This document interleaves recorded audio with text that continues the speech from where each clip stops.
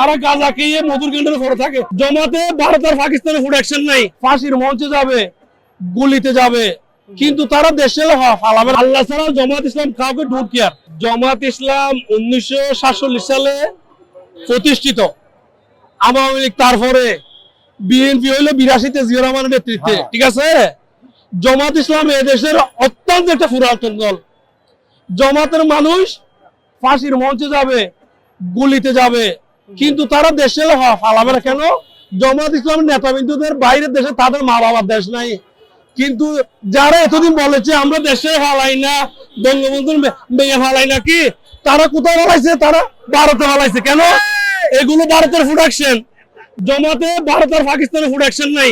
পাকিস্তানের food action থাকলে আপনারা সাংবাদিক মানুষ খুঁজে বের করুন কোন একটা মানুষ পাকিস্তানের জন্মগ্রহণ করেছে কিনা। কেন তারা পাকিস্তানে যাবে? তারা দেশের নাগরিক।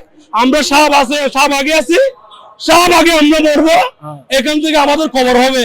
সমৃদ্ধির পথে এগিয়ে যেতে দরকার ইস্পাত দৃঢ় ভিত্তি। তাই স্থাপনার স্থায়িত্ব নিশ্চিত করুন সর্বোচ্চ মানের ZSRM broadband. ZSRM, bond to bond. Don't care. আল্লাহ ছাড়া জামাত ইসলাম কাউকে ডোন্ট কেয়ার, ডোন্ট কেয়ার। আমরা কাউকে ভয় পাই না। আমরা কি মাদক সন্ত্রাসীদেরকে ভয় পাবো? চাঁদাবাজদের ভয় পাবো না। আমরা তৃণমূল থেকে উঠে আসা, আমরা শিবির করতে করতে করতে করতে জামাত ইসলাম এসেছি। আমাদেরকে নতুন করে বিদ্যা শিখাতে হবে না। আমরা ইঞ্জিনিয়ার, বাইরের দেশে গিয়ে ভালো ভালো ডিগ্রি নিয়ে আসছি আমরা।